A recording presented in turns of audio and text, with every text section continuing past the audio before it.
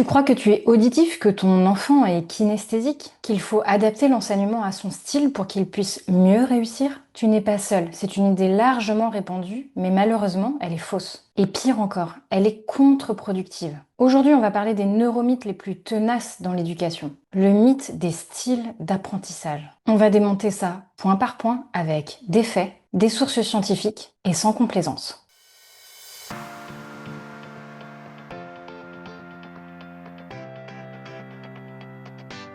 L'idée est simple, trop simple. Chacun apprend mieux selon son style sensoriel préféré. Si tu es visuel, tu apprends mieux avec des schémas. Si tu es auditif, tu retiens mieux avec des explications orales. Si tu es kinesthésique, tu as besoin de manipuler. Ça paraît logique, pratique, organisé, et ça fait vendre des formations, des livres, des tests de personnalité. Mais cette idée a un problème.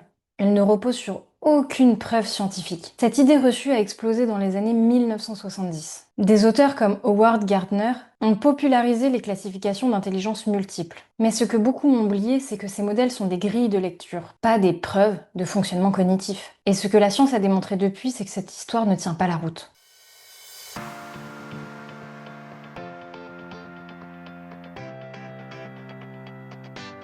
En 2009, une méta-analyse rigoureuse menée par Pachler, McDaniel, Rohrer et Bjork ont passé au crible toutes les études existantes sur les styles d'apprentissage. Et leur conclusion est sans appel. Aucune étude solide ne démontre qu'un élève apprend mieux quand l'enseignement est adapté à son style sensoriel préféré. Et pire, la majorité des recherches ne trouvent aucun effet. C'est donc un mythe, même un neuromythe, une idée qui semble scientifique mais qui ne l'est pas.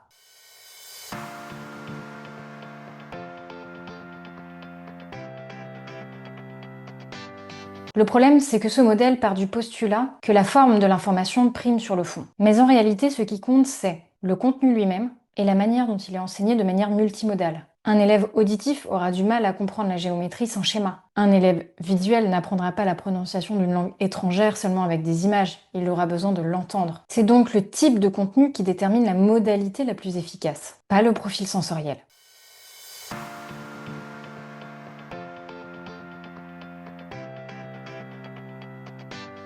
Plutôt que de chercher à coller un style, il faut varier les modalités. Prenons l'exemple d'une leçon en sciences naturelles. Peu importe que tu sois visuel, auditif ou kinesthésique, l'important c'est de regarder une vidéo explicative, d'écouter les explications orales, puis d'aller observer, voire même toucher les plantes sur le terrain. Ce n'est pas l'un ou l'autre, c'est un ensemble. Et c'est cette approche multimodale qui maximise l'apprentissage.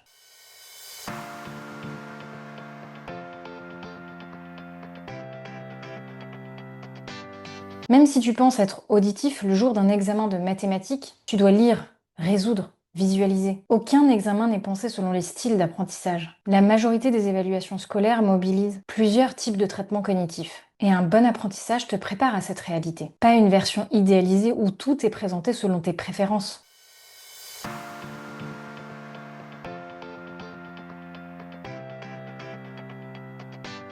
Trois raisons principales. Premièrement, c'est séduisant. L'idée que chacun aurait un mode d'emploi personnel plaît vraiment beaucoup à notre ego. Deuxièmement, ça flatte l'éducation différenciée. Et c'est vraiment une belle idée. On s'adapte à chaque enfant. Troisièmement, c'est simple à vulgariser. Les livres, les tests, les fiches pédagogiques qui t'expliquent que tu es visuel sont faciles à comprendre et surtout faciles à vendre. Mais comme tous les mythes, la simplicité prend souvent le dessus sur la complexité du réel.